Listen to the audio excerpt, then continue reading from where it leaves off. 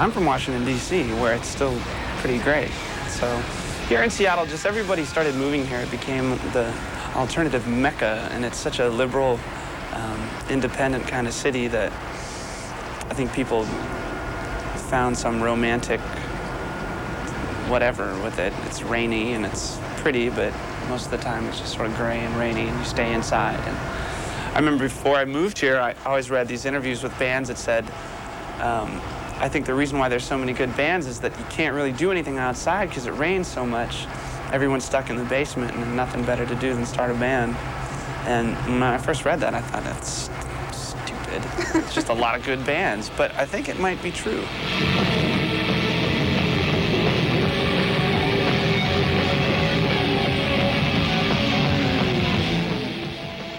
Was it courage that put you up front, or was it just a need to be expressing creativity? It was more kind of like a dare, you know? It was just because I didn't want to just go play drums in another band. And I play guitar. And I'd written a bunch of these songs, so I thought that it would be fun just to try that.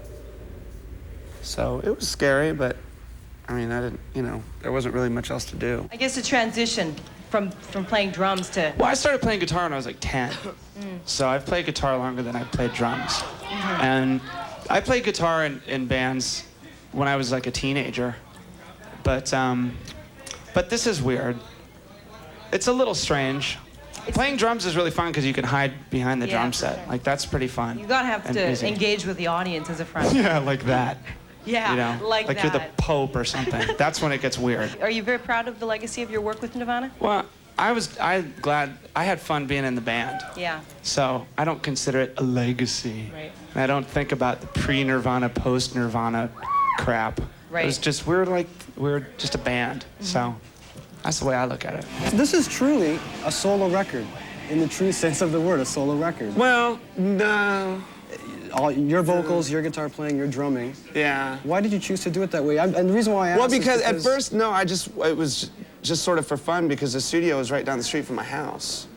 And it's this great studio that's underground. It's under this guy's house, and I'd recorded by myself before since like '89. And I was just really bored and I didn't have anything to do, so I thought I'd take all of my favorite songs that I'd recorded before and go into a 24-track studio and do them. And then I was going to release it on my own label and call it Foo Fighters and not put my name on it and just have it be this anonymous weird thing and make like 20,000 vinyl copies and see if people liked it or not. And then Sunny Day Real Estate broke up, and I thought, wow, well, maybe I could start a band and then talk to Capitol Records, and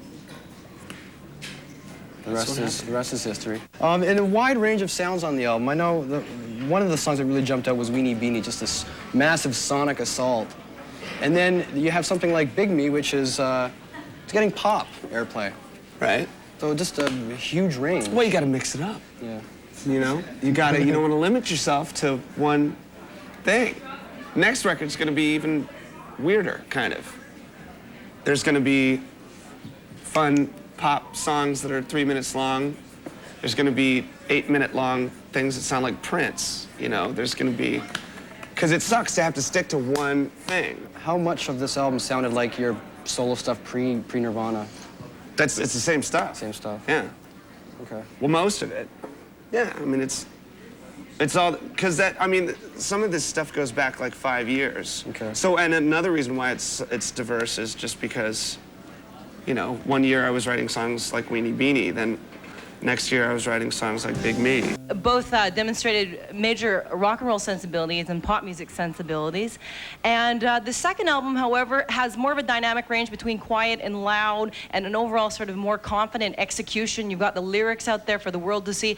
Was this based upon the fact that you guys are collaborating for the first time on this album, the second album, The Color and the Shape? Well, I think it has something to do with the fact that we spent about a year and a half on the road. We toured a lot, and we came up with most of these songs while we were on the road. And so we just kind of became better while we were on the road. So we wrote all these songs. Shut up!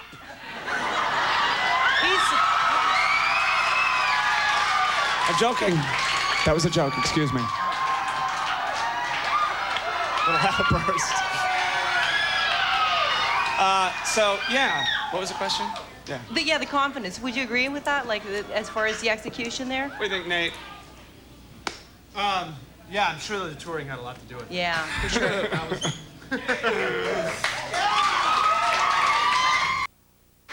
You always have like a really down-to-earth quality about you.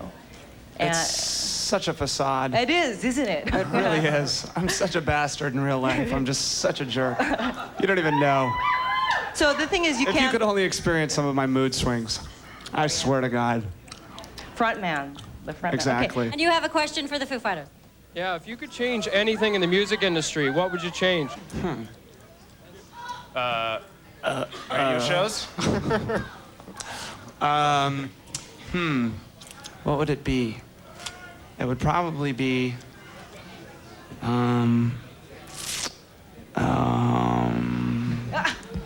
probably the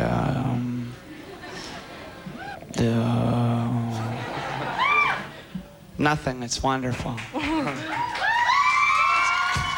Monkey Wrench was a video based on a dream you had, Right. and I find interesting that Everlong also uses the concept of dreams as a theme. Is this a coincidence, or are you influenced a lot by dreams? Well, it's a coincidence, but I think that dreams are pretty amazing. I think that if you have an active dream life, then you're psyched, you're set. Because in my dreams, I can tell when I'm dreaming and when I'm not dreaming. So there's some dreams where if I'm in a dream and I realize that I'm dreaming, I don't wake up, but I can do anything within my dream. So if I'm standing here and I realize that I was in a dream, I could sort of like jump up to the top of that thing and look down and make a car move with my mind or something like that. So there's a book called Lucid Dreaming that you should read because it sort of explains to people who have trouble in their dreams how to control them and how to overcome their whatever traumatic dream life.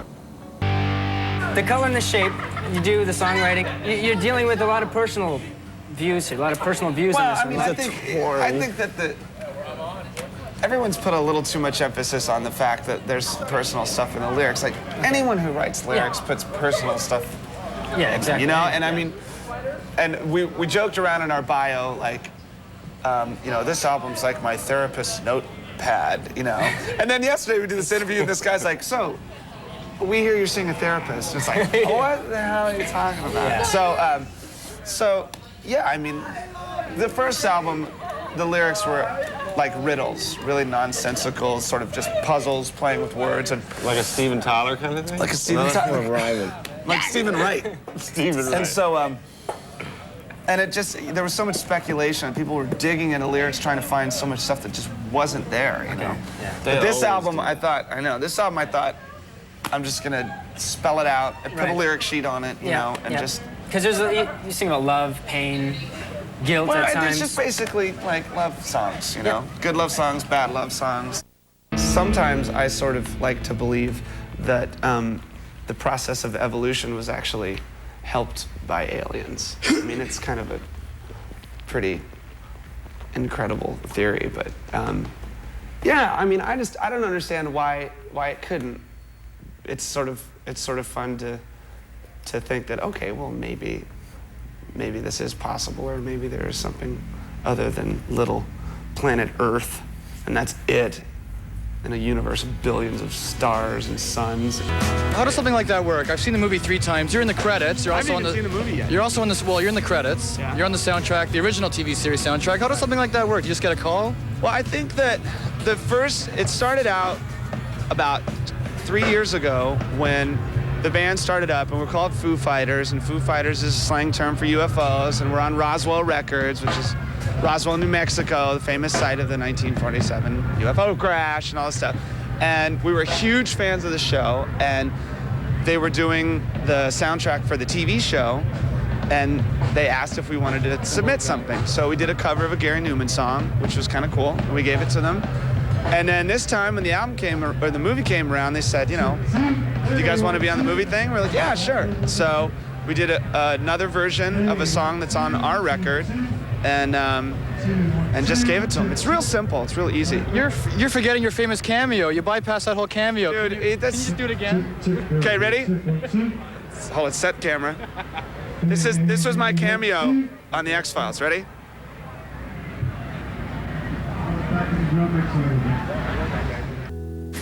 There's got to be a line drawn between your personal life and this, you know, this is all fun, being in a rock band and being on TV, it's cool and everything, but it's like going to the circus.